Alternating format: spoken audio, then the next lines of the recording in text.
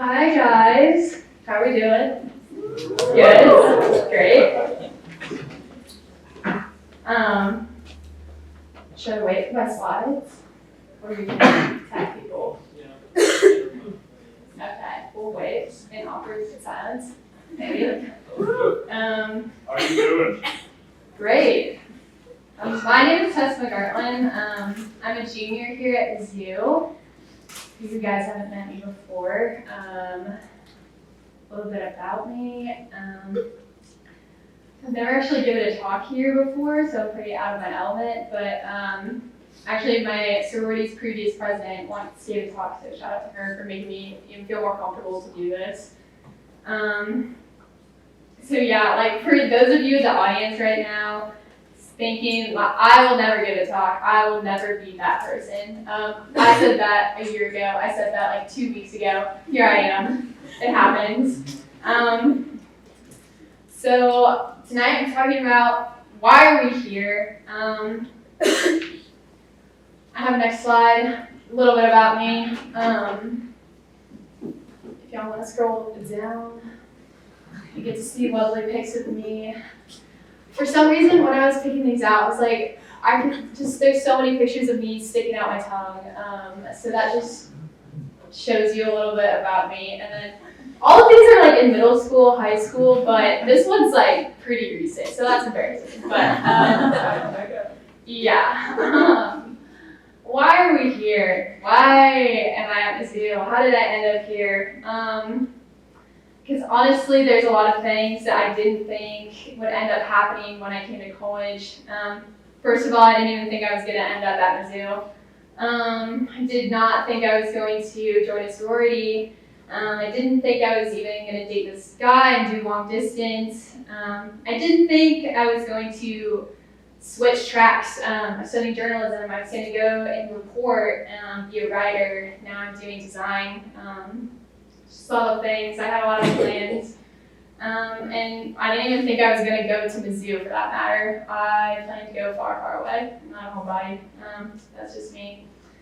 But prior to Mizzou in high school, I legitimately went to a school in the middle of a cornfield. I'm from St. Charles, Missouri, so you can't really expect much less than that.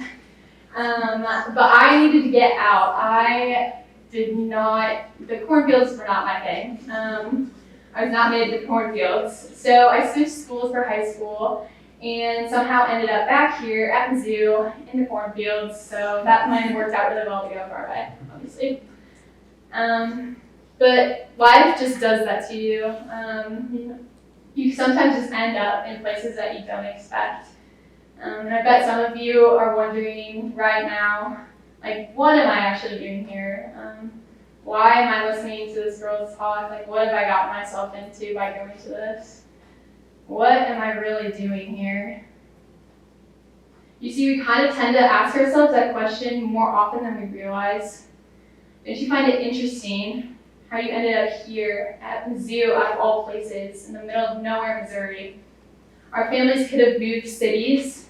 We could have been chosen to study across the country. We could have been born halfway across the world, anywhere. So really, why did we end up here? How did we end up here? I look back, and all the places that I ended up going to, one sticks out in particular to me because not sure I was trying to run away from it like the cornfields, but because I loved going back to this place. The last week of July every year, my family and I would coop ourselves up into this red Dodge Durango.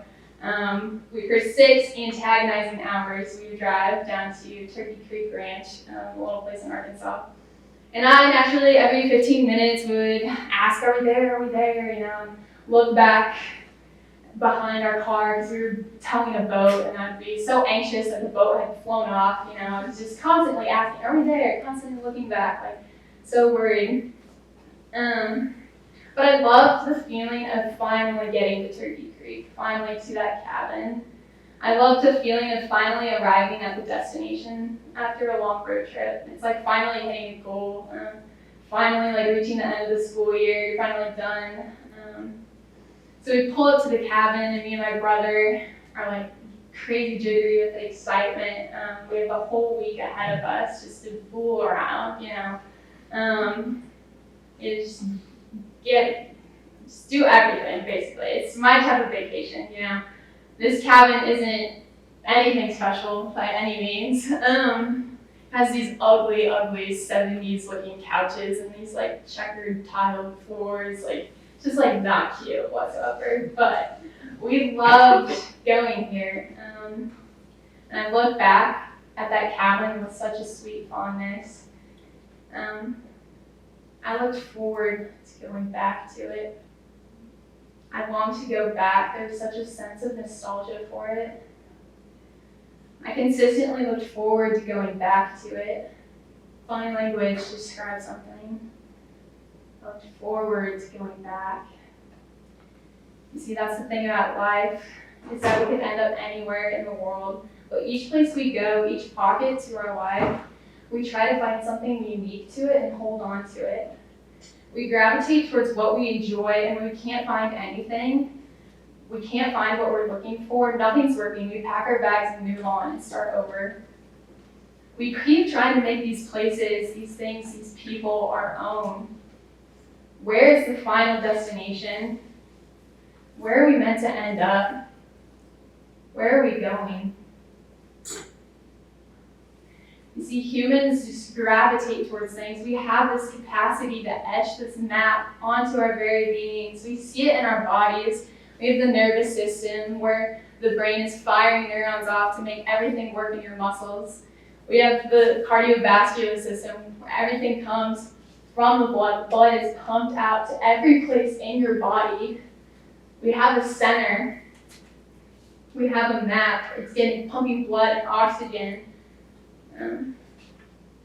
Look at the human heart. It pumps out blood and nutrients carried for your body. And it ends up all circulating back to the heart, back to the center. Again, to receive more nutrients, to circulate yet again. It goes forward to go back. It's got a destination of its own. And it depends on this destination. It needs it to survive. We need a center, a destination, a home to go back to in order to keep going. You see, this book isn't really about how everything came to be in the world. It isn't about a God who's picture perfect, telling you how to live your life and go to heaven, do these things, go to mass, pray every day, check, check, check. That's not a complete story. It's about a God who is always trying to bring you back home within himself. In fact, it's the very first thing he does. He makes us a garden. He gives us freedom. He gives us friends, family. And yet we still look away and pretend that he doesn't care about the apple. He doesn't care about the one thing. He doesn't care about where we try to find our happiness as long as we have it. And we forget he's calling to us. Where are you? Where are you? Because he's trying to bring us back to him. We've got Noah, who has made this ark while God makes him a new earth. Noah is the only one.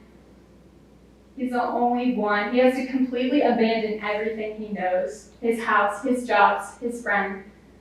But God asks you to make a new home according to his plan.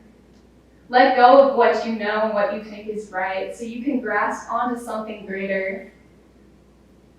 We see it again in the Israelites in Egypt. God promises them a new land. The only way they can actually get to it is through God. Not through Moses or the Pharaoh who's actually allowing it, but because God is the only one who can make things happen in your life that you would never believe to come true. And he does so because he wants you so badly to be with him in a home that is promised for you. I never once believed that I would give up the lifestyle that I was living. I cared about my grades. I cared about my career. I cared about going out and hanging out with my friends. And I didn't see anything wrong with it because I only saw the good. I had a sense of home. I saw comfortability there. But it was a home never intended for me. I wasn't willing to turn my head back around, to look forward, to look to love. Your desires are good. The things that you want in life are good. Do you not believe that God, that love, He's trying to give you everything if you listen to Him? You see, right before God is born on earth, right before Jesus comes, Joseph and Mary have to go back to Nazareth. They have to go back to where Joseph is from, go back home. For Christ to enter into your life, you have to go back to where you came from. Newman is not your home away from home. The bars are not your home away from home. Your sorority, your fraternity, your club, your organization, these are not your home away from home. They're very good things. But He wants to go back to you, and you go back to Him. He wants to go back to your goodness. He wants you to go back to love. It's not that God doesn't want you to experience too little, repress and control everything in your life. It's because He sees so much goodness in you that He wants so much more for you. There's this quote that says, "How can I search for beauty and truth unless that beauty and truth are already known to me in the depth of my heart?" It seems that all of us human beings have deep inner memories of the paradise we have lost. Maybe the word innocence is better than the word paradise. We were innocent before we started feeling guilty. We were in the light before we entered the dark. We were at home before we started to search for a home. Deep in our minds and our hearts, there is a hidden treasure we seek. We know its preciousness, and we know it holds the gift we most desire: a life after death. A life after death. It's not just about getting to heaven in the end. God wants to bring you home now. He wants you to love now. It's not a place or a final destination. It's Himself. Love is warm. Love spreads like light from the sun. Warmth spreads like the breaking of fresh bread. God gives Himself away so that we can experience home right here and right now. There's this prayer that Jesus gives us, and it goes, "Our Father, who art in heaven, hallowed be thy name. Thy kingdom come, thy will be done on earth as it is in heaven." Earth as it is in heaven. The reality is that we can live now like we will live in heaven. Jesus gives us this prayer right before He feeds the 5,000 with only 12 loaves of bread and fish. And we say this prayer right in the Mass, right before we receive the bread, the Eucharist, receive Jesus' body itself. Because Jesus wants to feed us abundantly. He doesn't just want to be a part of our emotional, our physical, our spiritual health. He wants to be a part of us in places that we don't even think we need Him. We just have to come back to Him. We just have to come back to Him.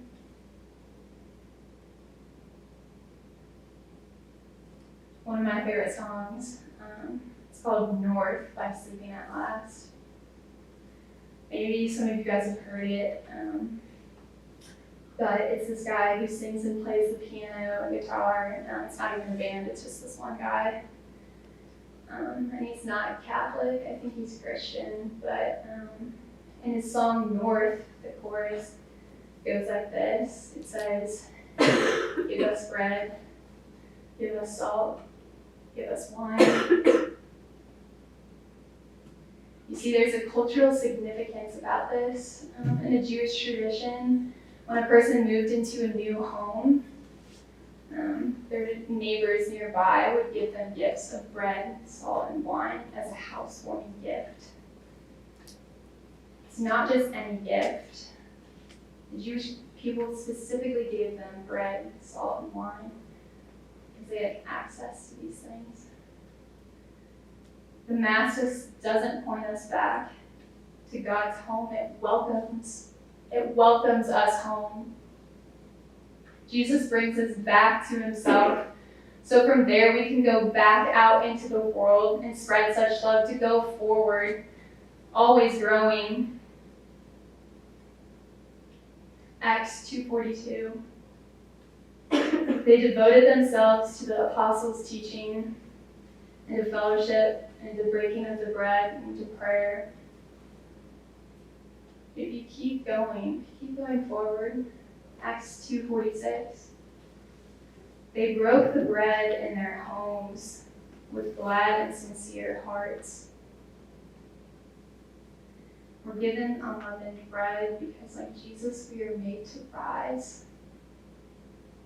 Love just doesn't sit there passively cold like a stone. It has to be made, it has to be remade like bread, fresh and new, to be received and to be shared.